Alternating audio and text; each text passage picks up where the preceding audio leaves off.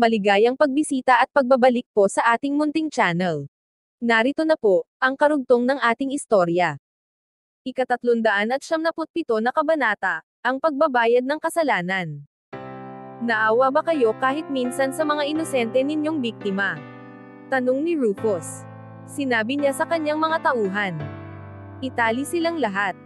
Lumapit ang ilang lalaki na nakauniporme. Nagsimulang pagpawisan si Gregory, ang kanyang mga matay nagmamadaling tumingin sa paligid, umaasang makakahanap ng paraan para makatakas. Ngunit napapalibutan siya at wala nang mapupuntahan. Alam niyang hindi ito magtatapos ng maayos para sa kanya, at wala siyang magagawa. Kilala ang pamilya Clifton sa pagiging walang awa, at napakaliit ng tsansa ni Gregory na makaligtas. Ibinaba ng mga tauhan ni Mickey ang kanilang mga sandata, hindi na lumaban, at hinayaang gapusin ang kanilang mga sarili.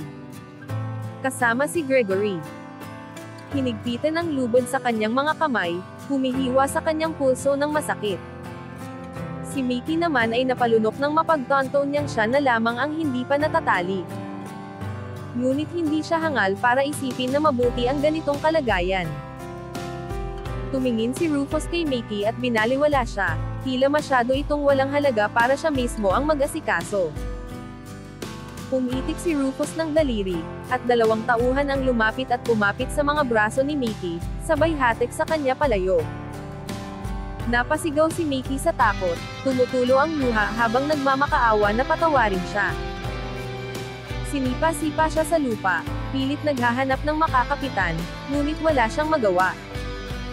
Ang mga tao ay nagsaya habang pinapanood si Mickey na dinadala palayo. Tumawa si Heidi, maluwag ang pakiramdam, sa wakas ay mapagbabayaran ni Mickey ang kanyang mga nagawa. Anuman ang mangyari pagkatapos nito, sigurado si Heidi na hinding-hindi na muli siyang manghaharas ng mga kababaihan. Walang sino man ang nakaramdam ng awa kay Mickey. Ang lahat ay nakahinga ng maluwag dahil hindi na nila kailangang harapin pa ang takot na dulot nito. Ngayon, Gregory, sabi ni Rufus. Tingnan natin kung gaano karami ang ninakaw ninyo. Gusto kong malaman ang bawat ari-arian ng inyong grupo.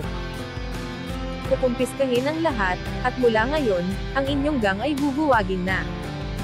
Naiintindihan mo ba ako? Bumagsak sa kanyang mga tuhod si Gregory. Oo, mabilis niyang sagot. Patawarin niyo po ako. Maraming salamat sa inyong kabaitan. Nagulat ang lahat. Alam nilang mawawasak ang kabuhayan ni Gregory, kaya't nagtaka sila kung bakit tila nagpapasalamat pa siya. Ang kanyang pagkilos ay taos-puso. Nauunawaan niya kung paano gumagana ang mundo ng underworld. Alam niyang ang parusa niya ay maaaring mas malala pa. Tumalikod si Rufus sa kanyang mga tauhan. Hanapin niyo ang listahan ng lahat ng kanilang ari-arian, mariing utos niya. Kumpiskahin ang lahat ng kanilang mga pag-aari at siguraduhing makita ang kanilang mga bank account. Opo, sir, sagot ng mga tauhan. Nilusob nila ang kampo ng gang ni Gregory ng mabilis at maayos, hinahanap ang lahat ng kailangan. Wala nang nagawa ang horse gang kundi panoorin ito. Isa sa mga tauhan ni Rufus ang bumalik na may dalang mga dokumento sa kanyang kamay. Kinaligan si Gregory at iniabot sa kanya ang papel at ballpen. Pirmahan mo, utos ng tauhan, malamig ang boses. Tiningnan ni Gregory ang papel, at nakita ang listahan ng lahat ng ari-ariang nakuha ng horse gang sa mga nakaraang taon. Gusto niyang umiyak, pero wala siyang sinabi. Sinunod na lamang niya ang utos, pinirmahan ang papel habang pinapanood ang lahat ng kanyang kayamanan na naglalaho ng parang bula. Gusto na lamang ni Gregory na matapos na ang lahat, at hindi niya maintindihan kung paano humantong sa ganito. Noon, nagawa niyang makibagay sa pamilya Clifton, kaya bakit nila siya sinisira ngayon? Paano niya sila napagalit ng ganito? Yumuko siya, puno ng pagsisisi. Lahat ng kanyang plano ay nagkamali, at wala na rin siyang matutuluyan ngayong gabi. Tumayo siya, tumalikod, at nagsimulang lumakad palayo. Sa tingin mo saan ka pupunta? Tanong ni Rufus, na ikinagulat ni Gregory. Akala mo ba, makakalusot ka ng ganoon lang? May nakakalimutan ka yata. Tumingin si Gregory sa kanya, hindi maintindihan ang ibig sabihin nito. Ngunit bigla siyang namula nang maunawaan ang gusto ni Rufus. Siyempre, Ginoong Clifton, sabi niya. Pasensya na po.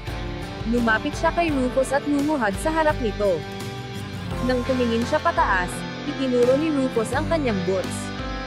Yumuko si Gregory at hinalikan ito. Itinaas ni Rufus ang kanyang paa at tinadyakan si Gregory, dahilan upang mapahiga ito. Pagkatapos, tumango siya sa isa sa kanyang mga tauhan, na naghatak kay Gregory patayo. Kilala mo ba si Ginoong Ambrose? Tanong ni Rufus. Ginoong Ambrose. Kulit ni Gregory, litong-lito sa tanong. Umiling si Rufus. Lisanin mo ang Baltimore at huwag ka nang bumalik kailanman, utos ni Rufus, matigas ang ekspresyon. Opo, sagot ni Gregory, labis ang ginhawa na pinayagan siyang umalis. Tumakbo siya, nagmamadaling iwanan ang racecourse bago pa magbago ang isip ni Rufus. Nang makaalis na siya, nagdiwang ang mga tao. Marami sa kanila ang naloko, nabugbog, o nainsulto ng gang, ngunit hindi nila magawang magprotesta noon.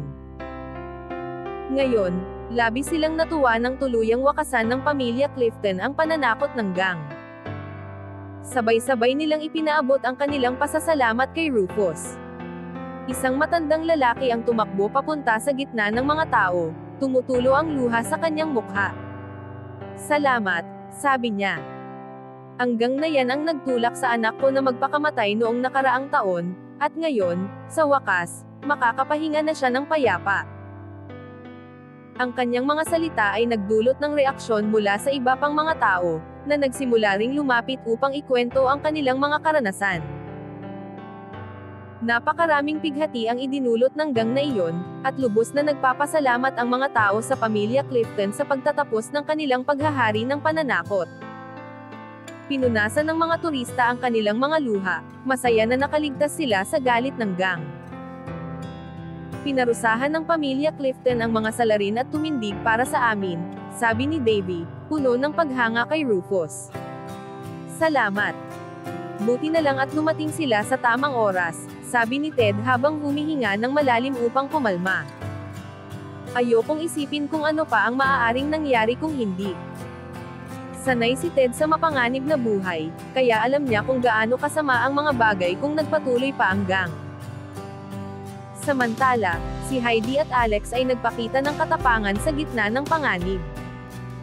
Tumingin ang lahat kay Heidi ng may labis na paggalang.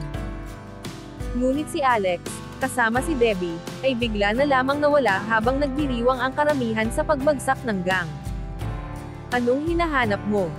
Tanong ng isang babae. Nawala ba sila? Tanong ni Heidi habang hinahanap si Alex at Debbie sa gitna ng mga tao.